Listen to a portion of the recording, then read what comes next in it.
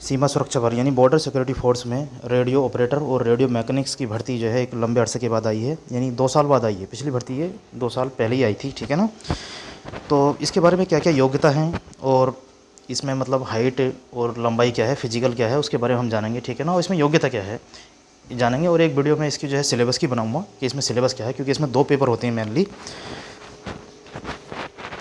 तो इसका नोटिस पढ़ लेते हैं, ठीक है ना। तो जैसे ही आप नीचे चलेंगे, ठीक है नहीं, तो ये लिख भी रहा है इधर, देखो ये नोटिस आज ही आया हुआ है, ठीक है ना, रेडियो मैकेनिक्स और रेडियो ऑपरेटर के लिए। तो इस पर आप जैसे ही आप सिंपली क्लिक करेंगे डाउनलोड हो जाए। तो ये रेडियो मैकेनिक्स और रेडियो ऑपरेटर का जो है नोटिस डाउनलोड हो गया हमारा, ठीक है नहीं।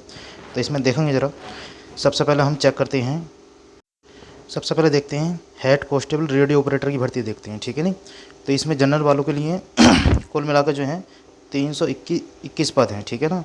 EWS वालों के लिए हैं 420 हैं, और OBC का इसमें कोई पद नहीं है, ठीक है ना। OBC बिल्कुल जीरो है, और SC का टोटल 131 हैं कुल मिला के। SC और ST की भी हैं, बहरहाल OBC की इसमें नहीं है, सही है ना, रेडियो ऑपरेटर में नहीं है।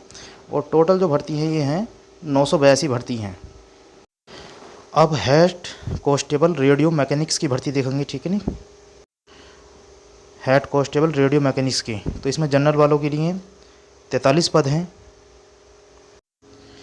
EWS वालों के लिए टोटल 61 पद हैं, ठीक है ना। इसमें OBC की हैं, यानी रेडियो ऑपरेटर में नहीं है, लेकिन इसमें OBC head constable radio mechanics में जो OBC की भर्ती हैं वो टोटल कितनी है, 100 हैं, ठीक है नहीं।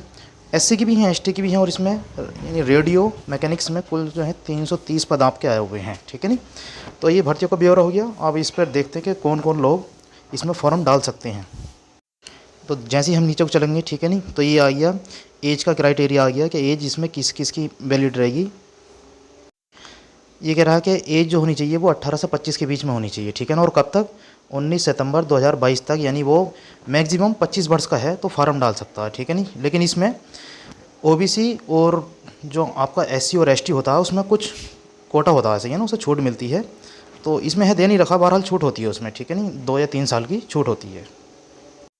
यहाँ देखें क्वालिफाई के बारे में बता रहा है कि आपको क्या क्वालिफाई होना चाहिए, ठीक है ना। तो हेड कांस्टेबल रेडियो ऑपरेटर के लिए देखें, ठीक है ना, हेड कांस्टेबल रेडियो ऑपरेटर के लिए हैं ये। अभी देखो ये कह रहा है कि आपको 10th के साथ, यानी अगर आप 10th पास हैं, हाई स्कूल पास हैं, ठीक है ना, 10th के साथ अगर आपके पास ITI में अगर कोई सर्टिफिकेट है आपके पास, जैसे रेडियो हो, टेलीविज़न हो, इलेक्ट्रॉनिक्स हो, या कंप्यूटर ऑपरेटर हो, ठीक है नहीं, तो ये इतनी जो है दे रखा है। इसमें से अगर आप हाई स्कूल के साथ अगर पास हैं तो आप इसमें फॉर्म फिल कर सकते हैं, ठीक है नहीं, घबराइए मत ही। अभी इसमें देखो एक कंडीशन और दे, क्योंकि ITI जो है वो हर किसी स्टूडेंट के पास नहीं होती, तो इसकी मैं एक और वाली कंडीशन और दे रखी है, यानी नीचे को और है अभी उसके लिए।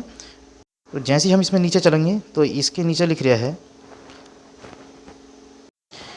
देखो लिख रहा है कि और पास 12th स्टैंडर्ड, यानी आप और 12वीं पास हैं, लेकिन 12वीं जो पास होनी चाहिए वो या तो फिजिक्स में हो, या केमिस्ट्री में हो, और मैथमेटिक्स में हो, यानी तीनों में हो, या में नहीं होनी चाहिए, सॉरी, तीनों में हो।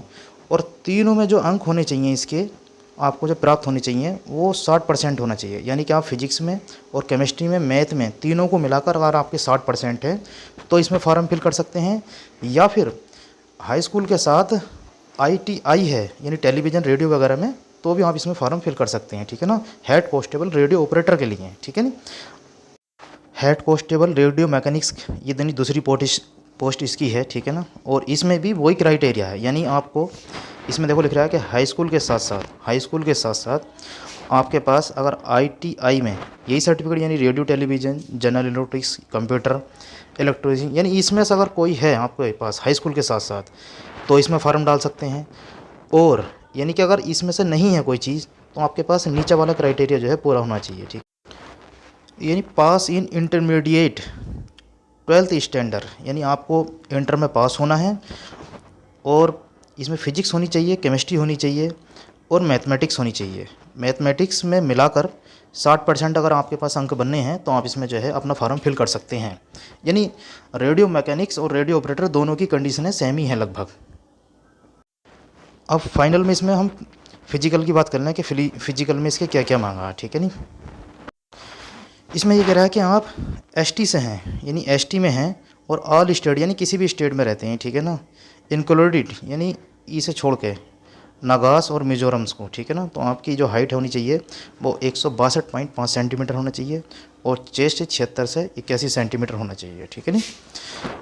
और आगे कह रहा है कि men's belonging to the categories of, यानी गोरखास, कुमाऊँस, गोरखास, डोगरास और Marathas candidates belong to state Sikkim, Nagaland, Arunachal Pradesh, Manipur, Tripura, Mizoram, Meghalaya, Assam, Himachal Pradesh, Leh Ladakh और जम्मू कश्मीर, यानी आप इसमें हैं, ठीक है ना। और आपकी कैटेगरी जो है वो गढ़वालीज़ है या कुमाऊँस हैं, डोगरास हैं, ठीक है ना। तो इसमें आपके लिए जो हाइट है वो 165 सेंटीमीटर है, 165। तो आप ये वाली अगर कैटेगरी पूरी कर रहे हैं, आप ये वाली कैटेगरी, तो आपके लिए 65 जो है वो 100, मतलब जो हाइट है वो आपकी 165 सेंटीमीटर है। और इसके अलावा अगर आप किसी भी स्टेट में हों और इस कैटेगरी को बिलोंग नहीं करते, तो आपकी मैक्सिमम जो हाइट चाहिए वो 168 सेंटीमीटर चाहिए। यानी अगर आपकी 168 सेंटीमीटर हाइट है तो आप इसमें फॉर्म इजिबल डाल सकते हैं, इजिबल हैं इसके लिए।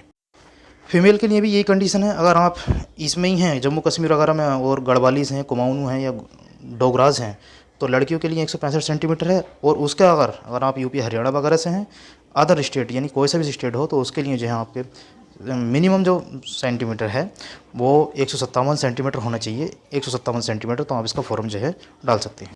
और ये नोटिस आज का ही आया हुआ है, ठीक है ना। तो आप इसके नोटिस को ऑफिशियल वेबसाइट से डाउनलोड कर सकते हैं और आसानी जो है पढ़ सकते हैं और ध्यान से, ठीक है नहीं। और इसकी सिलेबस की एक वीडियो मैं और बनाऊंगा, क्योंकि इसकी जो पिछली बार था, क्योंकि इसके 2 पेपर होते हैं, ठीक है ना। पहला जो पेपर है आपका उसमें मैथ और रीजनिंग वगैरह सब होता है, ठीक है ना। और वही आपका पास माना जाएगा, ठीक है ना, यानी उसी के नंबर आपके जुड़ेंगे। और जो आपका दूसरा पेपर है वो आपका रिटिन होगा, ठीक है ना, यानी जैसा आप हाई स्कूल इंटर में लिखते हैं उसी तरीके से वो लिखित पेपर होगा। और वो बस क्वालिफाइंग नेचर का होगा, यानी उस आपको बस पास करना है, ठीक है ना। और वो जो दूसरा पेपर है वो इंग्लिश टू इंग्लिश आएगा, यानी इसमें हिंदी का कोई भी 1% देखने को नहीं मिलेगा, ठीक है नहीं। ये इसलिए कह रहा हूँ मैं क्योंकि बीएसएफ रेडियो ऑपरेटर का पिछली बार मैं फाइनल में से निकला हुआ हूँ, ठीक है नहीं।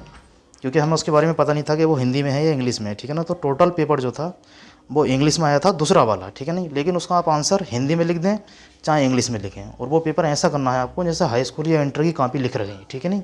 और वो क्वालिफाई नेचर का है, उसके नंबर नहीं जुड़ेंगे। तो इसके सिलेबस में एक वीडियो बनाऊंगा डिटेल से, ठीक है ना। उसके लिए चैनल को सब्सक्राइब कर लें। Thank you.